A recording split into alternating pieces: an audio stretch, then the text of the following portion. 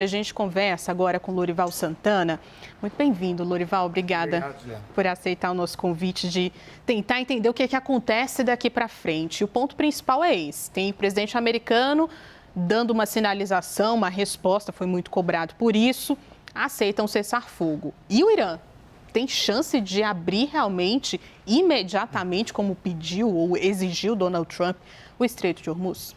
Eu tive contato hoje, como tenho estado todos os dias, com uma fonte no governo iraniano que me disse que o Irã não mudou de posição, que o Irã, as condições do Irã são bem conhecidas, são aquelas estabelecidas na semana passada, de que ele quer controlar o Estreito de Hormuz, ele chama isso de protocolo sobre o Estreito, e também ter reparações de guerra, manter o seu arsenal de mísseis convencionais e manter o seu programa nuclear pacífico. Então, o Irã não mudou de posição, não fez concessões e disse hoje que não estava havendo nenhum tipo de negociação.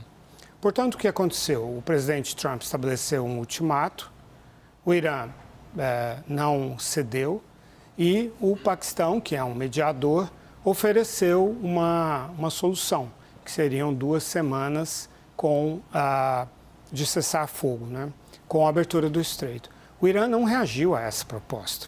O presidente Trump não está reagindo a uma resposta do Irã. Está simplesmente dizendo que da parte dele ele aceita a proposta do Paquistão. Aceita e adia o ultimato dele, sem nenhum motivo. Sim. Porque se o Irã não cedeu, por que ele está... Não fez nenhuma sinalização. Exato. Então, é o Trump fazendo o seu próprio show, do início ao fim e sozinho. Fazendo um show sozinho, claro, com a ajuda do Paquistão, que está ali oferecendo uma saída honrosa.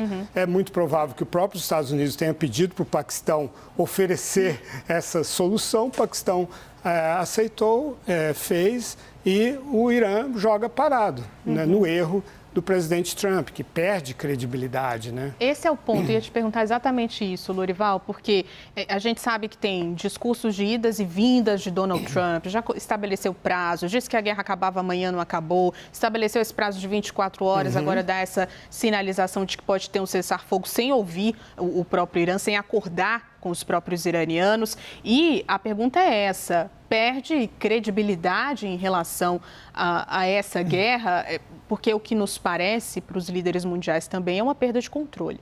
Exato. É claro que os Estados Unidos têm a dominância tática da situação junto com Israel, são muito superiores militarmente, decapitaram o regime, destruíram a marinha de guerra iraniana, destruíram uma parte do arsenal iraniano. Mas em termos estratégicos e geoestratégicos, nesse caso, porque a geografia tem um papel muito importante nesse caso, o Irã está com a dominância, né? Está com a iniciativa. O Estreito de Hormuz é um ativo muito forte, que paralisa a economia mundial e que tem um efeito nocivo politicamente sobre o presidente Trump, e com isso ele controla a situação.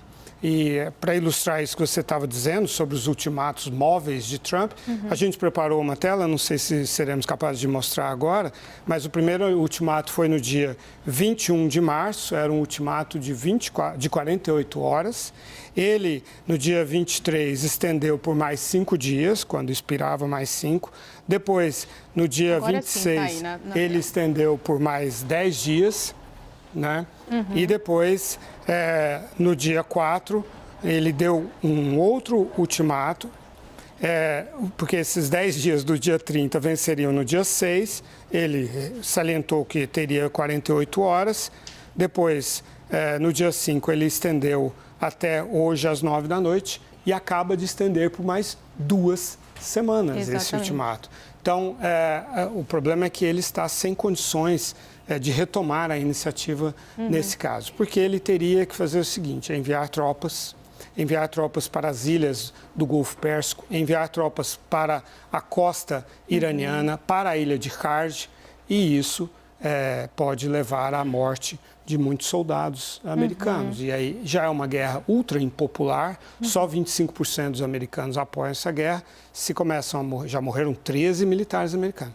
Se começam a morrer dezenas de militares americanos, o Trump realmente está aniquilado politicamente.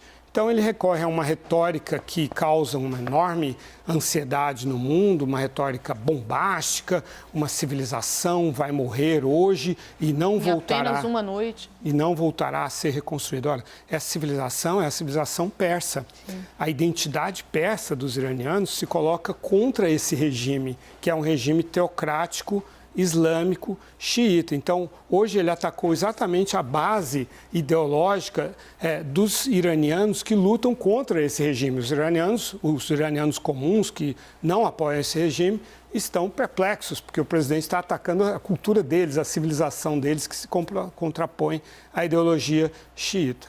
Então, é uma situação em que o Trump perdeu muito do domínio da narrativa.